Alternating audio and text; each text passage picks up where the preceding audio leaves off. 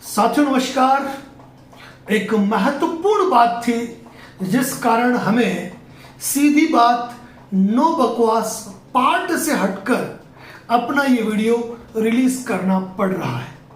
सीधी बात नो बकवास के पूरे 30 पार्ट होंगे, उनको जरूर देखिए हर रात 8 बजे यूट्यूब पर और 9 बजे advocate Narendra Joshi and associate Facebook page पर। 2 दिन पहले हमारे आदरणीय मित्र कम भाई श्री आशु जी अग्रवाल द्वारा हमारे व्हाट्सएप ग्रुप में एक पोस्ट की गई। लोन डिफॉल्ट से संबंधित हमारे कई साथी हमें फोन कर इस पोस्ट का स्पष्टीकरण चाह रहे हैं कि क्या सर हमने बैंक से लोन लिया है तो क्या हम उपभोक्ता की श्रेणी में नहीं आते हैं? क्या हम बैंक या एनबीएफसी के कंज्यूमर नहीं है?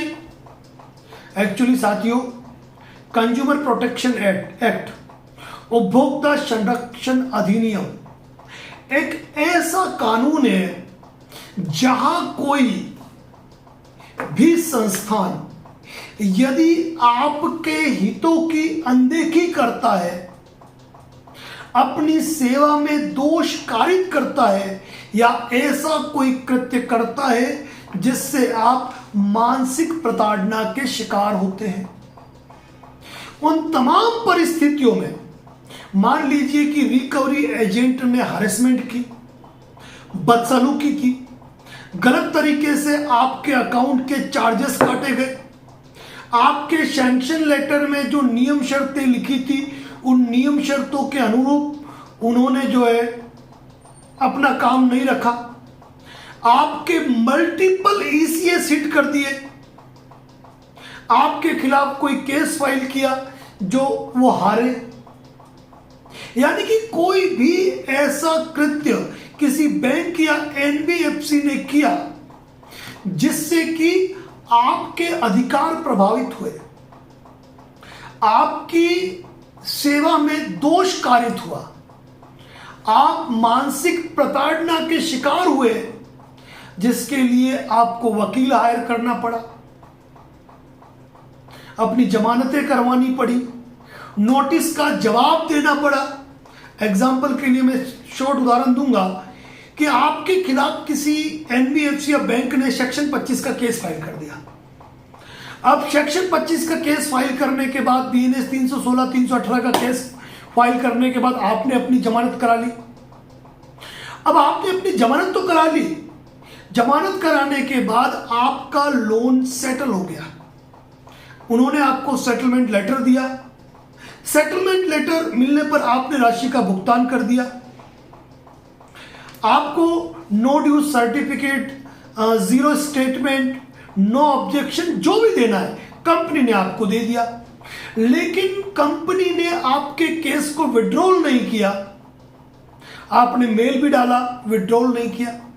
अब आप व्यक्तिगत उपस्थित नहीं हुए, लेकिन आपने अपने वकील साहब के माध्यम से एक एप्लीकेशन वहां पे पुटअप की कि इस लोन में मेरा सेटलमेंट हो चुका है, जो कंप्लेंट है उनसे स्पष्टीकरण प्राप्त करें। अब वहां पर आपको एडवोकेट हायर करने पड़े, एडवोकेट हायर करने पड़े तो एडवोकेट की फीस हुई और आपको मेंटल हरेसमेंट हुआ। कंपनी का काम यही था कि वह चुपचाप केस विड्रॉल कर देती, लेकिन उसने नहीं किया। अब ऐसी स्थिति में आप कंज्यूमर कोर्ट में केस फाइल कर सकते हो, यानी कि कोई भी कंपनी आपको लोन के डॉक्यूमेंट नहीं दे रही है, आप केस फाइल कर सकते हो क्योंकि वो आपका अधिकार है। तो तमाम चीजें हो गई। मैं इस चीज को एक डेफिनेशन, एक परिभाषा में नहीं बांध सकता। तो आपका अधिकार है, आप कंज्यूमर है और आप कोर्ट जा सकते हैं। बतौर कंज्यूमर आपको जो सेवा में दोष कारित हुआ है, जो आपको खर्चा लगा है, जो आपको मेंटल हरेसमेंट हुआ है, आप कंपनसेशन डिमांड कर सकते हैं कंज्यूमर कोर्ट में। और आपने देखा है कई मामलों में कंज्यूमर कोर्ट ने उपभोक्ताओं के पक्ष में आदेश दिए। कई बार गलत तरीके से गाड़ी उठा लेते हैं, ना उनके पास सीजिंग लेटर होता है, ना कोई कोर्ट का ऑथोरिटी लेटर होता है। एकमात्र आर्बिट्रेशन अवार्ड करा के गाड़ी उठा लेते हैं। अब ऐसे मैटर में भी आप कंज्यूमर कोर्ट में जा सकते हैं कि बिना निष्पादन याचिका को पूर्ण किए राठौड़ी तरीके से गाड़ी उठा ली। अब इन सारे मामलों में आप कंपनसेशन प्राप्त करने के हकदार हैं। लेकिन बात यह आ गई कि सुप्रीम कोर्ट के जजमेंट में जो लिखा है, मैं उसका स्पष्टीकरण आपको दूंगा कि आप उपभोक्ता कब नहीं है। मान लीजिए आपकी प्राइवेट लिमिटेड कंपनी है और आपने अपने बिजनेस को रन करने के लिए आपने लोन लिया है और वो लोन जो है वो आपके बिजनेस के नाम पर है। तो उस पैसे का जो आपने यूज किया ना, वो कमर्शियल यूज किया, यानी कि व्यवसायिक लाभ प्राप्त करने के लिए आपने उस पैसे का यूज किया, तो आप वहां पर कंज्यूमर नहीं है। लेकिन आप एक सामान्य व्यक्ति हैं, आपकी कोई दुकान उकान नहीं है, फिर भी उन्होंने आपको बिजनेस लोन दे दिया। अब उन्होंने अगर अपने प्रोडक्ट का नाम बिजनेस लोन दे दिया है, तो इससे यह साबित थोड़े हो गया कि वो कमर्शियल हो गया। बात तो जाहिर सी है, क्योंकि आपने अपने किसी फर्म के डॉक्यूमेंट नहीं दिए, कोई फर्म का चेक नहीं दिया, ना आपने कोई प्रोजेक्ट रिपोर्ट फर्म की बना के दी है, न किसी सीए से, संधि लेखाकार से प्रमाणित करा के कोई प्रोजेक्ट रिपोर्ट फाइल की है। आप समझे संधि लेखाकार किसको कहते हैं? सनदी लेखाकार, चार्टर्ड अकाउंटेंट को कहते हैं, ध्यान रखें, शुद्ध हिंदी का शब्द है। तो ऐसी स्थिति के अंदर आपको भले ही उन्होंने बिजनेस लोन दे दिया, लेकिन वह आपका बिजनेस लोन नहीं है, वह आपका पर्सनल लोन ही है। एजुकेशन लोन भी आपका पर्सनल लोन ही है। क्रेडिट कार्ड का लोन भी आपका मतलब ये पर्सनल लोन की तरह ही है। आपने होम लोन लिया, आपने लोन अगेंस्ट प्रॉपर्टी लिया, ये सारे जो लोन है वह कंज्यूमर कोर्ट के दायरे में आते हैं, उसमें आप कंज्यूमर हैं। केवल और केवल जो लोन आपने बिजनेस पर्पज से लिया, बिजनेस के नाम पर लिया, बिजनेस के उद्देश्य के लिए लिया, वहां आप उपभोक्ता नहीं है। लेकिन यह भी सुन लीजिए कि ऐसी